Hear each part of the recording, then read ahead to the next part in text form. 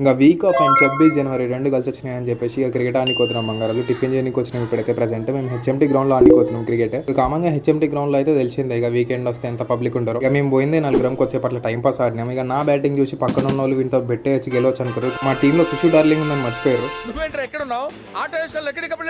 ఎందుకు నేను బాల్ కొడితే అక్కడ పడుద్దురా.